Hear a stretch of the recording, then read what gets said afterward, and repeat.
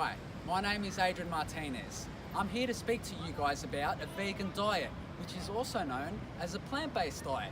We'll also find out the potential benefits that adopting a plant-based diet can have for athletes.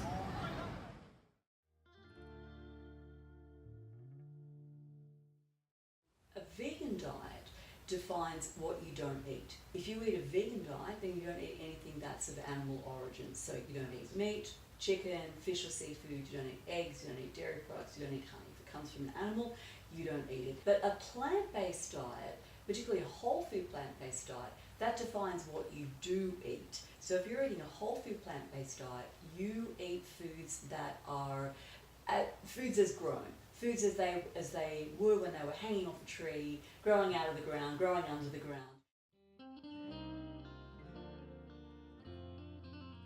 There are so many people, professional athletes and also just weekend warriors, just people who want to get more out of their exercise, who are adopting plant-based diets. And the primary reason for that is that a plant-based diet really speeds up recovery, which means that whole repair process happens faster and more efficiently. You can get back to the gym sooner, so you can get in more workouts. There's a lot less muscle soreness. A whole food plant-based diet is an anti-inflammatory diet.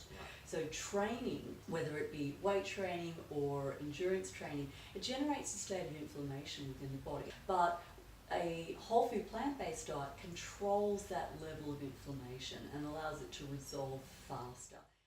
Yeah, so I mean, look, there's a really good body of evidence, I guess, in terms of like a plant-based diet reducing the risk of chronic diseases, and that includes things like diabetes, heart disease, some types of cancer, potentially, and certainly helping with weight management. So yeah, I mean, there are certainly lots of benefits in terms of long-term health.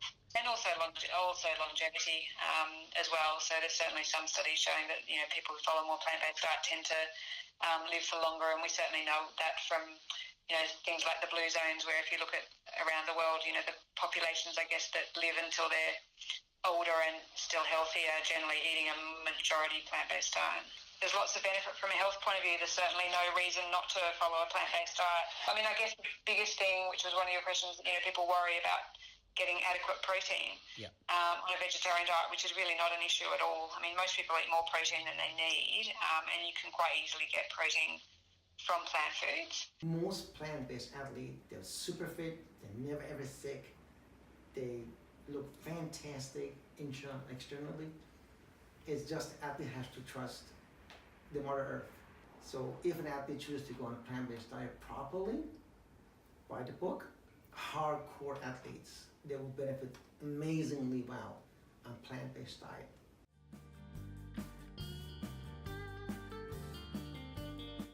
Protein is a really important nutrient when it comes to the diet of an athlete.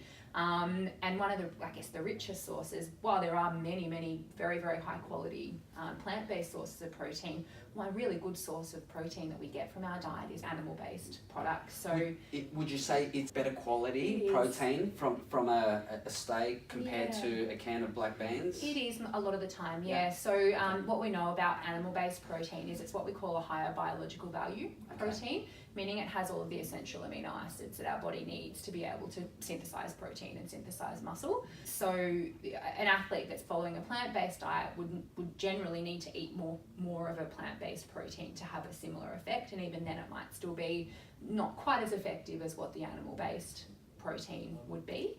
As a human, you need protein to survive. As an athlete, you need more protein to survive. The difference is when you are on plant-based diet, your body is alkalized. If you're an alkalized person, that means you recover much better. If you're injured, you recover much better. Yes, you're not going to be as big as someone who eats meat, but you'll be fitter. Most athletes that come to me, they come for digestive issue. Majority of them, constipation, bloat, acid reflux, diarrhea, or bad skin, or bad hair, is all a lot of stuff that they have a problem with. I think there's nothing wrong with eating meat. Ethical aspect is different, but we know meat itself is very acidic. If you're a massive meat eater, having 2-3 plates of meat a day, you'll be constipated, you'll be bloated, you feel heavy, you get a lot of blood go down for digestion. That food sits there for a long time, causes a lot of acid reflux.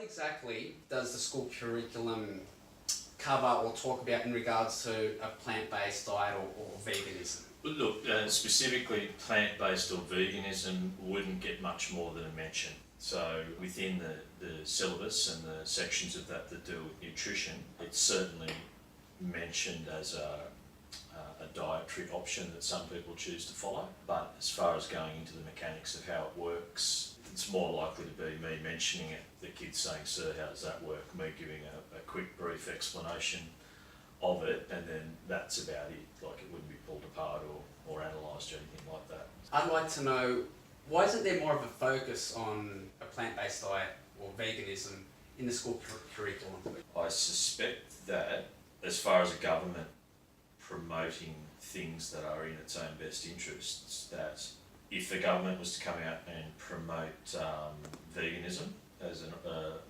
option and even promote it, there'd be a lot of people in the beef, dairy, pork, lamb industries that wouldn't be real happy with that, and I suspect that they would be fairly powerful lobby groups for a government to go against. So that would be my suspicion. I could just see it if they put a whole lot of money and time and effort into promoting veganism and telling people to stay away from meat and those sort of products, that it would cause them a lot of problems in other areas, I think. Why don't we see more encouragement from, say, the government to consume more plant-based foods? If there Good is more question. benefit? Look, our last dietary guidelines do say more fruits and vegetables, more whole grains, some limit on red meat, but they certainly don't promote a plant-based diet. I don't know. I mean, there is definitely a lack of awareness in general. There's a lack of awareness amongst some health professionals. I think some people think it's too hard for people to do. But yeah, I think there is a lack of awareness. I mean, amongst the general population, there's just a lot of confusion out there around nutrition. I'm definitely not against, by any means, an athlete following a plant-based diet. As I said, I've got athletes that are vegan and very successfully follow a plant-based diet as an athlete. It does require a lot of education and a lot of support to get them to the point where they're able to comfortably and effectively implement a plant-based diet to the point where it's not hindering their performance or hindering their ability to recover or consume all the nutrients they need. So we just need to be able to, for an athlete who is following a plant-based diet, we do need to be able to educate them effectively on how to do that, how to recover, how to maintain body weight if that's a priority, and how to support their performance as effectively as possible.